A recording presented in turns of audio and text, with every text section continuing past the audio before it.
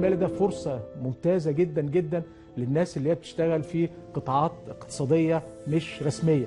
أنا بقول له روح افتح حساب، مش هيكلفك حاجة، هتبتدي عندك خدمات أهم من كده كمان.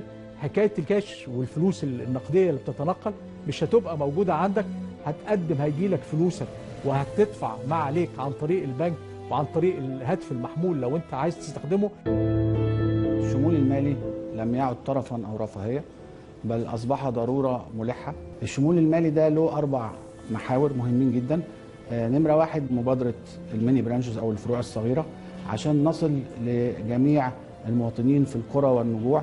نمرة 2 موضوع المشروعات الصغيرة والمتوسطة. المدفوعات الإلكترونية أصبحت ضرورة لأنه كده احنا بنستغنى عن الكاش اللي متواجد. آخر حاجة التمويل العقاري لمحدود الدخل. مبادرة الشمول المالي برعاية البنك المركزي المصري.